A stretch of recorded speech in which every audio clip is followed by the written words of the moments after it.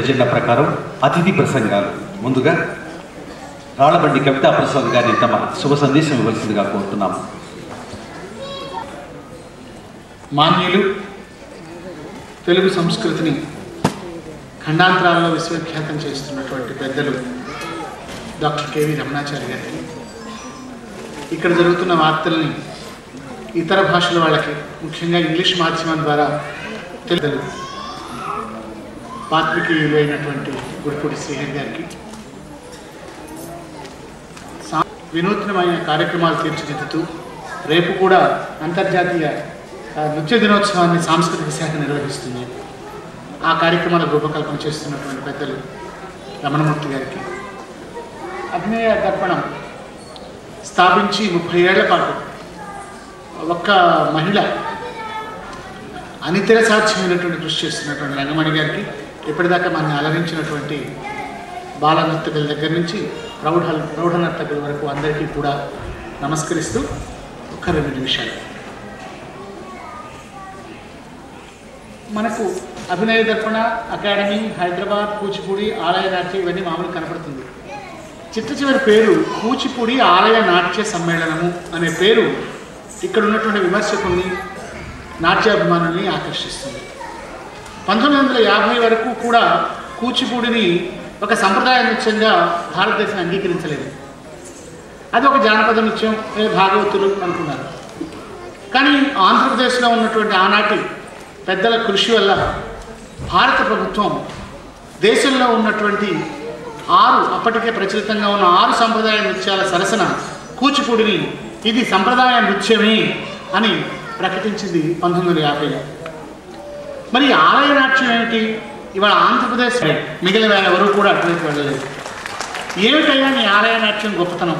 రవీంద్ర భారతిలో చేస్తాము, మన ఘంటసాల వేదిక, త్యాగరాయ గాన సభలో నృత్యాలు చూస్తున్నాం కదా, ఇవేవి ఆలయ నాట్యాలు కావా? పైగా 17వ శతాబ్దం అని ఆవిడ సీమితం చేస్తున్నారు కాలాన్ని.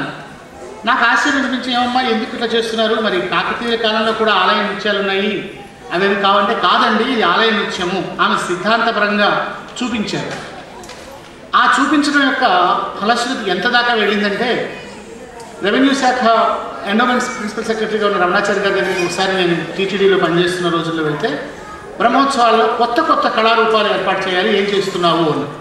మీరు ఏం చేస్తారంటే వారు 2 అద్భుతమైన ఆలోచనలు ఇచ్చారు. ఒక ఆలోచన ద్వారా తిరుపతి మొత్తం ఇప్పటికీ కూడా ఆశ్చర్యపోతోంది. 2వ ఆలోచన ద్వారా ప్రపంచం ఇప్పటికీ ఆశ్చర్యపోతోంది. ఆ 2 ఆలోచన వస్తూ ఉంటే ఆయన రథాన్ని తాకినా, చూసినా, లేకపోయినట్టు దాని మీద వచ్చే గాలి మనని సోకినా మనం పునీతం అయిపోతాం, అందులో సందేహం లేదు. అక్కడ సురభి కళాకారులతోని దశావతారాలు, రకరకాల పురాణ పాత్రలతోని నువ్వు ఏర్పాటు చేయి ప్రసాద్ అని వారు ఆదేశించారు. ఎక్కడ సురభి, ఏం చేయను అంటే 62 మంది సురభి కళాకారులు వచ్చి స్వామివారి రథం వెళ్తూ ఉంటే హఠాత్తుగా అక్కడ కూర్మావతారం ప్రవేశించేది. మందరగిరి పర్వతం అలా పైకి ఎగిరిపోయేది, అందులో నుంచి పొగలు వస్తుండేవి. ఎంత చూసి అందరూ ఆశ్చర్యపోయారు. రామరావణ సంగ్రామం అవన్నీ ఏర్పాటు చేశారు. ఇక కృష్ణలీలలు అయితే చెప్పే పని లేదు. హాయిగా కాళింది సర్పం అలా వెళుతూ ఉంటే స్వామివారి చిరునవ్వు ఈ సురభి వాళ్ళవి. తిరుపతి పట్టణము యాత్రికులు అందరూ పులకించిపోయారు. అది మొదటి ఆలోచన. అది తిరుపతి. ఓలేటి రంగమణి గారు ఆ రోజు మేము ఏర్పాటు చేసిన తిరుమల తిరుపతి దేవస్థానం ఏం చేసిందంటే, పైనుంచి ఒక క్రేన్ షాట్ ఏర్పాటు చేశాం. అంటే కాళ్ళ ద్వారా అక్కడ ఉన్నటువంటి తెల్ల 2 బస్తాల ముగ్గు, ఎర్ర పౌడరు అవన్నీ నానా ఏతరబడి తీసుకొని వేసిన తర్వాత ఆ 2 నర్తకులు చేస్తూ ఉంటే 3 నిమిషాల 12 సెకండ్లలో సింహం బొమ్మ వేసేశారండి. బహుశా ఇంతకన్నా 3 నిమిషాల 12 సెకండ్లు. మయూర కౌతం అయినట్టయితే అది ఇంకా తక్కువ, చాలా అలవాటుగా వెళ్ళిపోయింది. అది 3 నిమిషాల్లోనే పూర్తయిపోయింది. మాకు చెప్పింది ఏంటంటే, స్వామివారు వస్తున్నారు, మీకు 5 నిమిషాల కన్నా ఎక్కువ, మొత్తం క్యూ ఆగిపోతుంది, అది ఆగిపోతుంది అని మమ్మల్ని భయపెట్టినట్లుంటే 3 నిమిషాల్లో ముగించిన తర్వాత అర్చక స్వాములు అక్కడ ఆపి హారతిచ్చి వాళ్ళకి సన్మానం చేసి ఆ పంపించినటువంటి దృశ్యం ఎక్కడికి వెళ్ళిందంటే 32 దేశాలలో లైవ్ టెలికాస్ట్ అయింది. ప్రపంచం మొత్తము కూడా హంసనందన చూసింది. ఆవిడ చదువుకున్నది ఏంటంటే, she is a doctor, medical MBBS doctor. అయిపోయిన తర్వాత ఈ చేసినటువంటి దృశ్యాన్ని ఇప్పటికీ కూడా ప్రపంచం అంతా ఉంది. అప్పుడు స్వామివారు ఆమెను ఆశీర్వదించడమే కాకుండా వచ్చే బ్రహ్మోత్సవాల్లో సింహము మయూరం కాకుండా స్వామివారికి అత్యంత ప్రియమైనటువంటి గరుడ వాహనాన్ని అక్కడ నిర్మించాలని మేము కోరాము. అది ప్రయత్నం చేస్తున్నారు. బహుశా ప్రపంచ చరిత్రలో ఆలయ నాట్య చరిత్రలో గరుడ విహంగాన్ని అక్కడ చూపించడం అది మొట్టమొదటిసారి అవుతుంది. మనదైన ఈ సంస్కృతిలో ఆలయ నాట్య సంప్రదాయంలో ఈ పాదఘట్టనలతోని చిత్రాలను చిత్రీకరించేటటువంటి అద్భుతమైన నాట్య కౌశలాన్ని మనం బ్రతికించుకుందాం.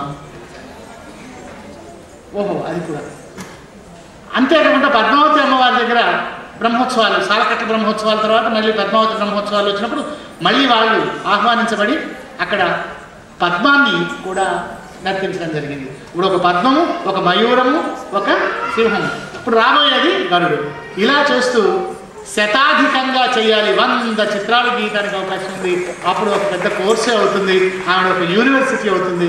మన సంస్కృతిది, మన నాట్యం ఇది. నమస్కారం.